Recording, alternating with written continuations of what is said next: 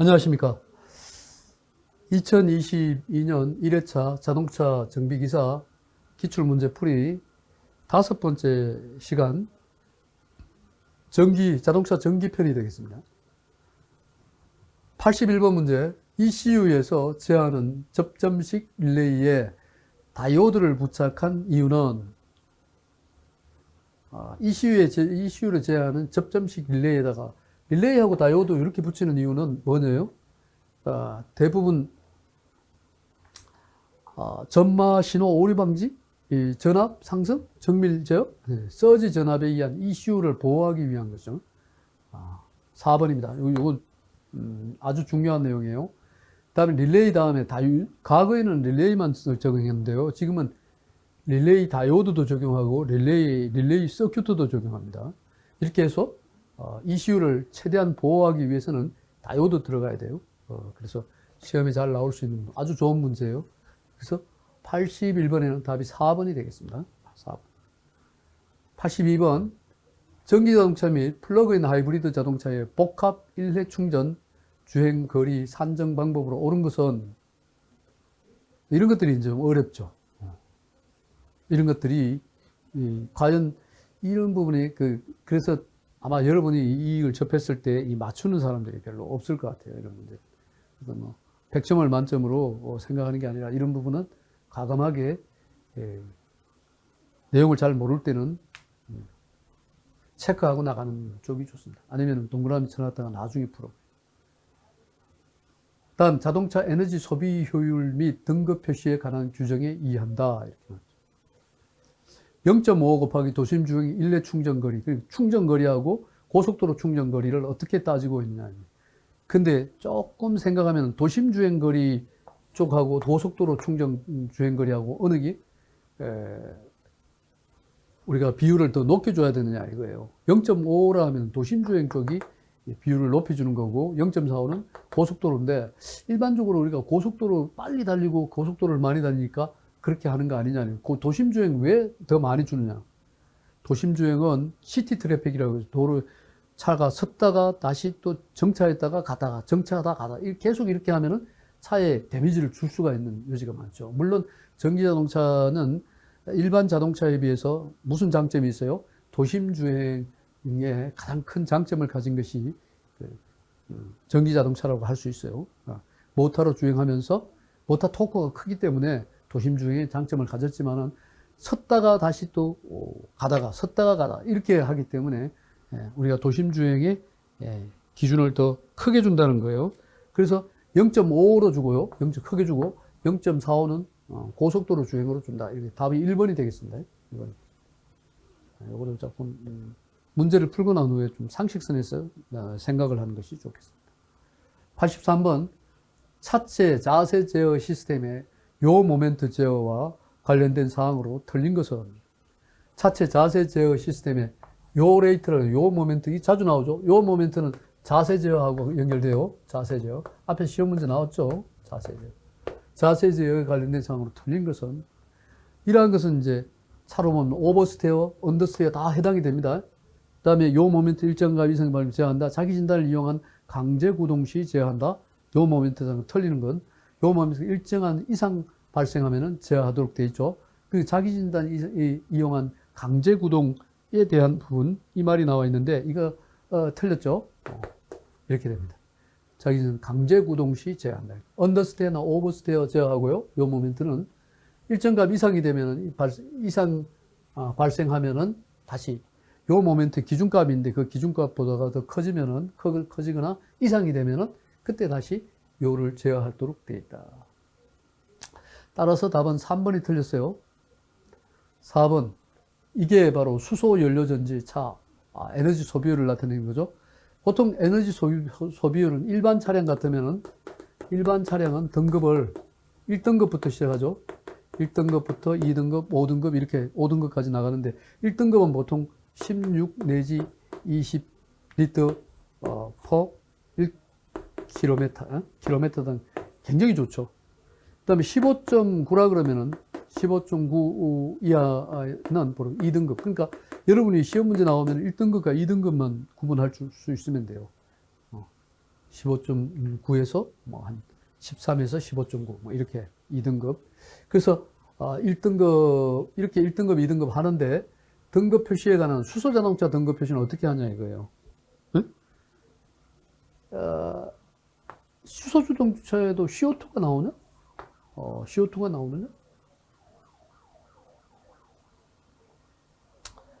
CO2 배출량 이렇게 나와 있죠. 나옵니다.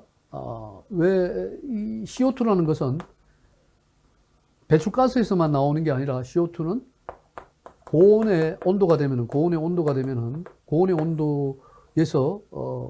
CO2가 다 발생이 돼요. 그래서 CO2 배출량은 제어 등급 표시에 제한 요소로 두고 있죠. 그 다음에 일례 충전 주행거리, 이거는 전기자동차에 해당되는 거죠. 전기자동차는 일례 충전 주행거리가 짧기 때문에 이 주행거리에 대한 부분을 에너지 소비율 등급에 놓지만은 이거는 보통 주행거리가 600km 뭐 이 정도 되니까요.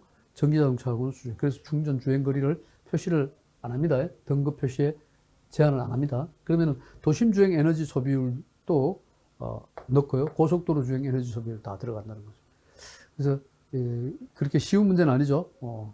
상식선에서 풀기는 어렵지만은 여러분이 생각할 때 일례 충전 주행거리 같은 경우는 전기자동차에 해당하고 수소연료 전지에는 해당 사항이 없다. 이렇게 알고 있으면 되겠습니다. CO2는 뭐 전기자동차든 모든 자동차에 다 나옵니다. CO2는. 자, 그래서 답은 2번이 되고요. 85번 점막 블로그에 카본이 심하게 퇴적되어 있는 원인으로 들리는 것은 점막 블로그에 카본이 퇴적이 된다. 자, 장시간 저속 주행을 한다. 또 점막 블로그 관행을 하게 된다. 혼합기가 너무 희박하다. 이거 전부 다 걸리죠. 이게 전부 저속 주행하면 카본 끼입니다. 저속 주행을 한다는 얘기는 연소 과정에서 완전 연소보다는 불완전 연소 부분, CO나 농후한 상태이기 때문에 ACC가 많이 나올 수 있는 확률이 높죠. 이럴 때 이제 카본으로 넘어갑니다. 점막 블로그 관행을 해도 마찬가지. 혼합기가 너무 희박하다. 이건 아니죠. 혼합기가 희박할 때 카본이 낀 거 아니에요. 혼합기가 농후할 때 카본이 끼겠죠.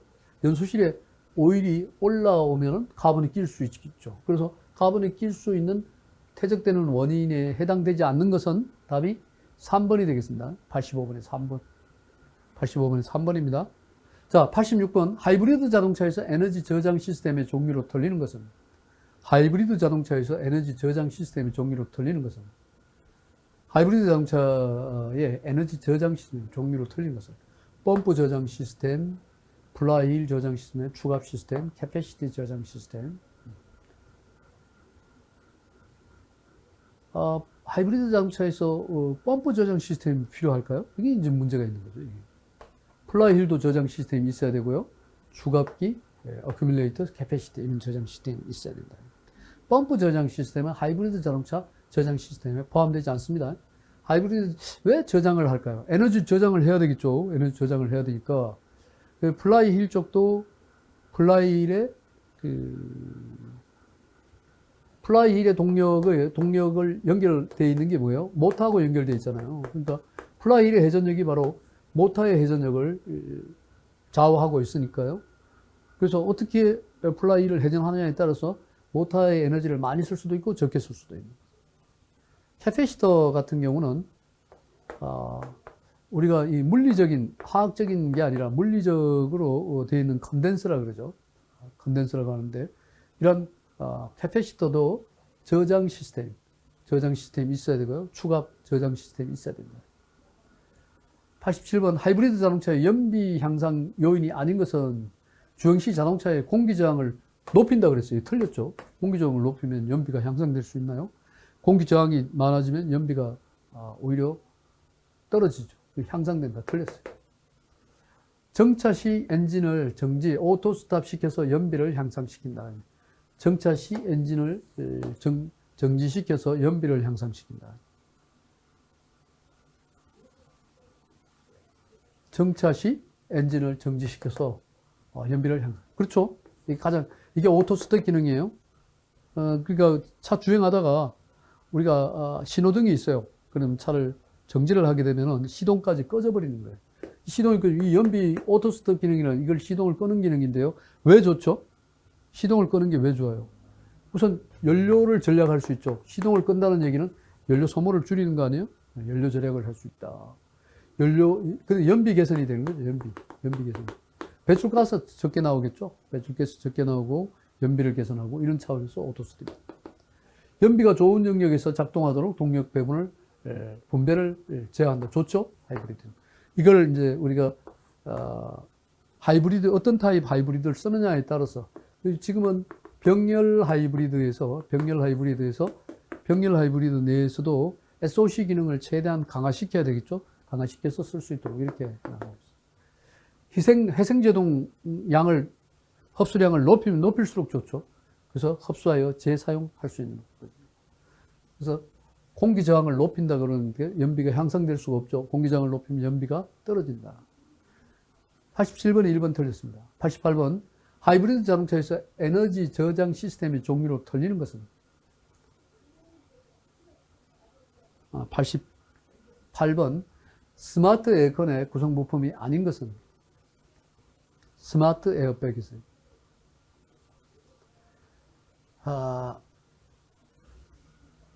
자, 요 레이트 충돌 감속 센서 있어야 되겠죠.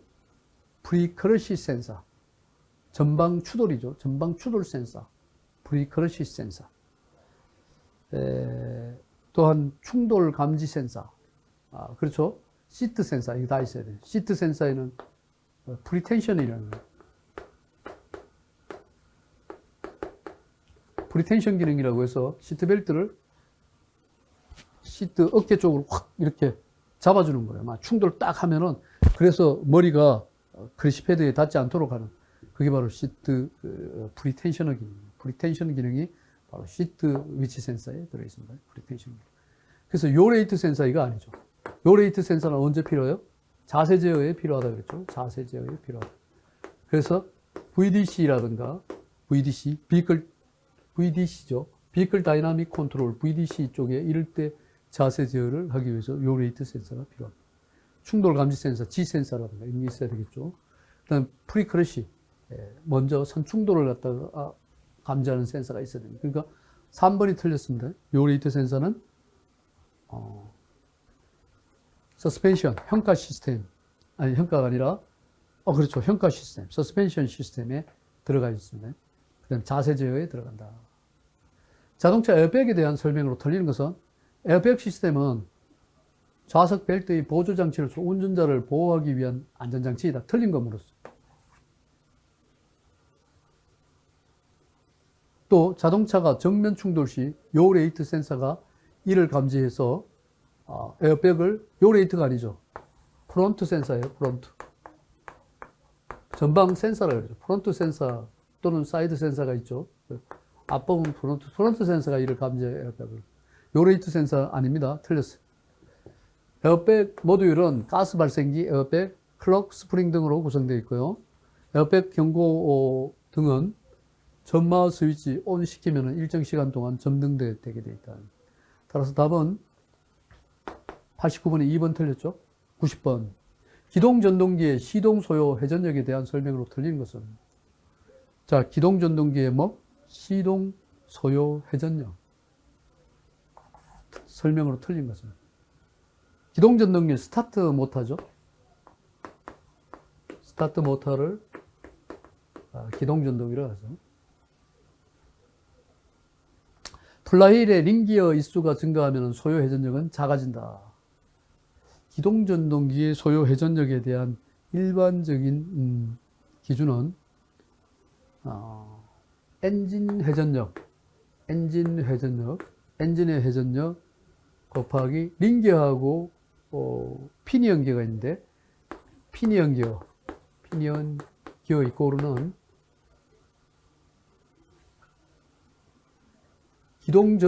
전동기 회전력 곱하기 링기어 이렇게 들어갑니다. 엔진 회전력 피니언 기어는 전동기 회전력 링기어다. 그래서 기동 전동기의 시동 소요 회전력이라는 여기죠.